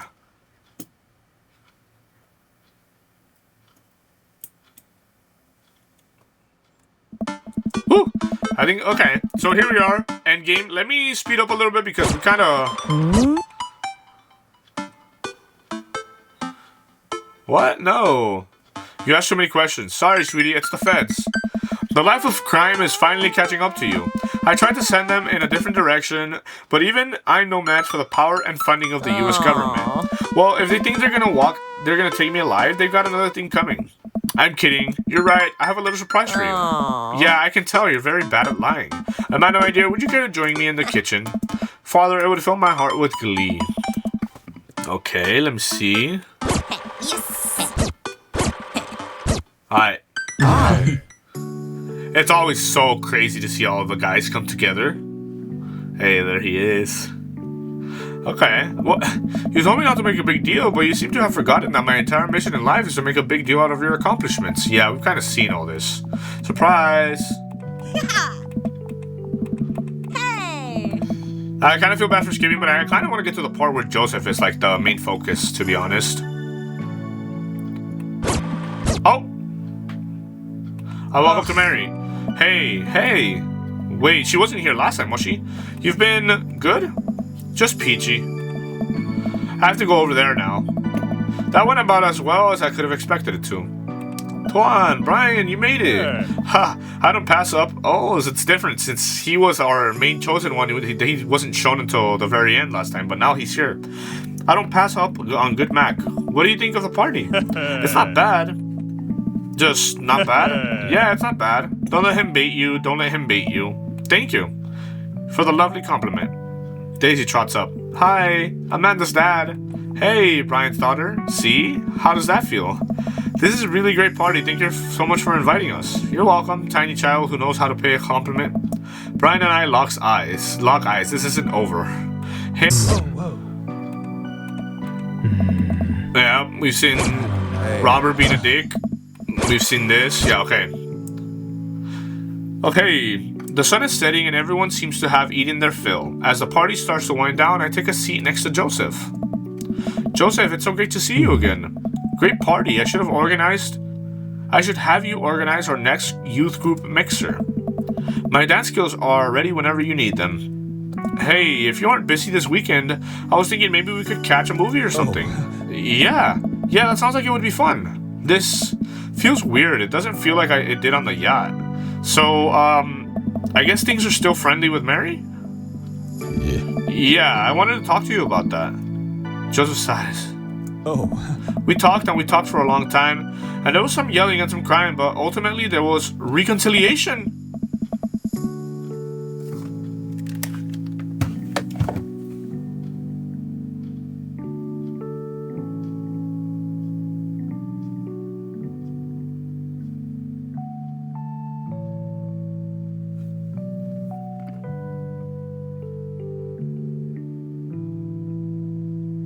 I never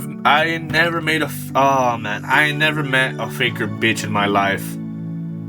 I have to make this work with Mary?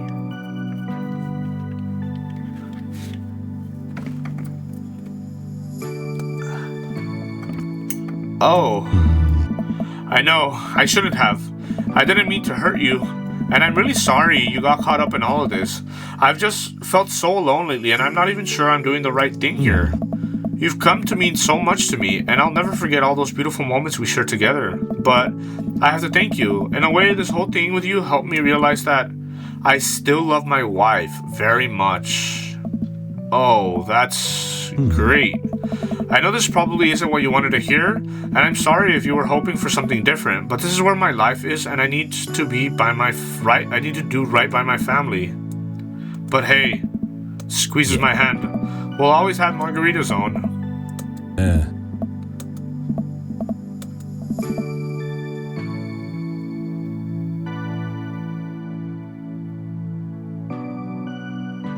That kind of hurts. Man, did I do something wrong? Was there another way this could have ended if I had done things differently?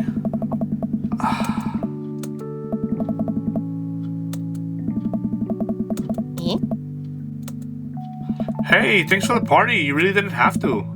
I ruffle her hair. Anything for my panda? What's wrong?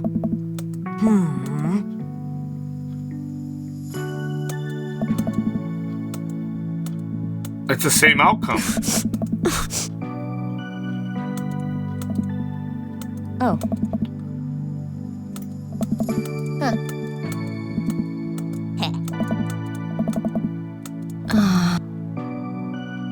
Huh. Okay, now I have a theory. Because we are focusing in these parts on specific characters, and you get 3 dates. You go past the 3 dates, and then the game technically ends because you've got the ultimate, date done, and that's where you kind of make a choice which daddy you want to end up with. Realistically, if you play this game from like a perspective of you go on every date number 1 and date number 2 with everybody, then you technically get more interactions with Amanda and kind of build your relationship with her a little bit deeper. Maybe that is what we're missing here, and because we only get like 2 interactions in between the dates with her, maybe that's why she feels like we don't really give her much time. And I don't know, bro, but I'm disappointed that I don't even know if there's like a good Joseph ending where he decides to leave his family, because I don't think that's the right choice ultimately either. But wait, let's see.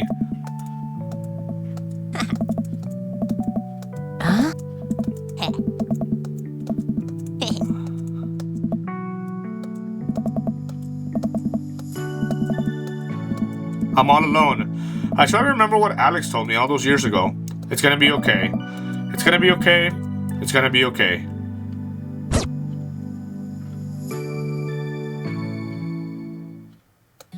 And that's it. Hold on, let me see. Do we get the photo even though we didn't end up with him? Let's see.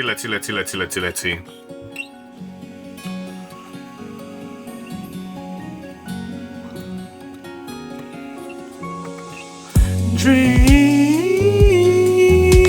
Daddy. Okay, Bulge. He looks very different here. Huh, I don't like what he looks like here, but let's see.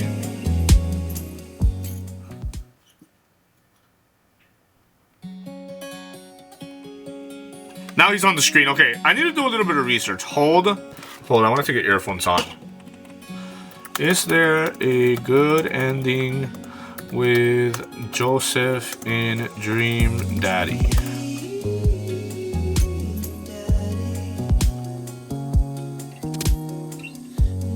Oh.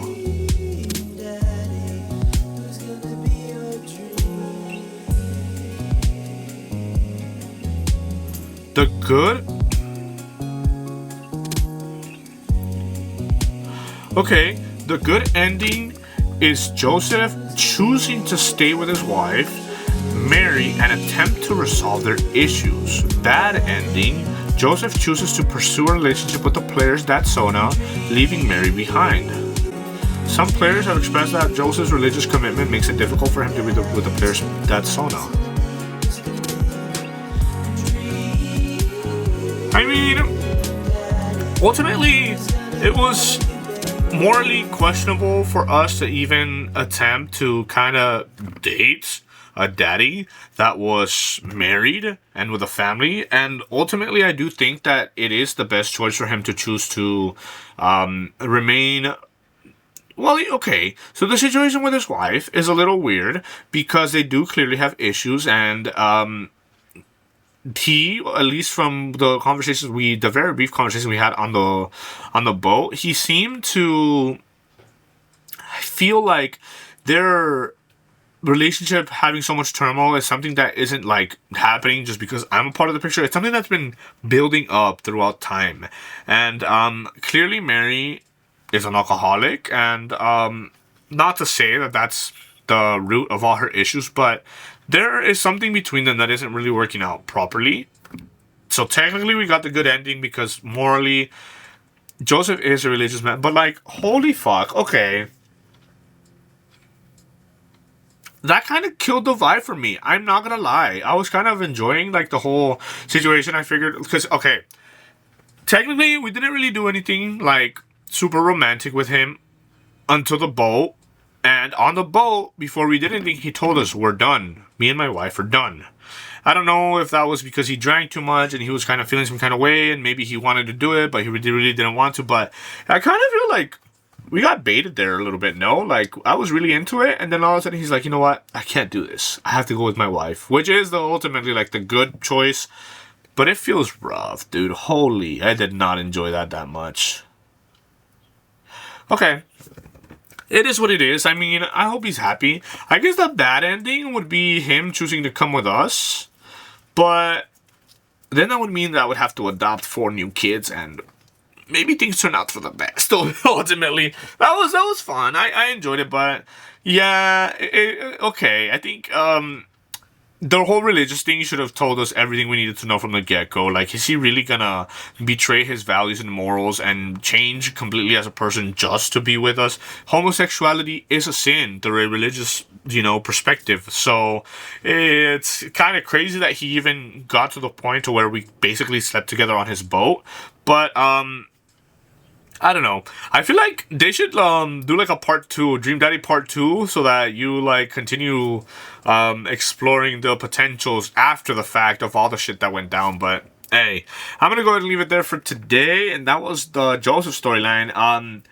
My favorite part was definitely on the boat where we started to get all flirty, and that actually kind of, it's weird because like they kind of build up to these scenarios and it's interesting and it's like, okay, well, let's go with it. And then when the romance starts to kick in, you're like, oh shit, I'm like so invested that I like it, dude. I like it. It's weird, but like you get into it. And then he's just like, I'm sorry, I have to stay with my wife. All right. As you can tell, that made me feel some kind of way, but it is what it is. That's just realistic, actually. Ultimately, it's just realistic that would happen. It is what it is. We'll continue this another time, but who will I do next? Hey, let me know who you guys want. But okay, yeah, I've said enough. We'll leave it there. Thank you guys for watching. I'll see you in the next one. Peace.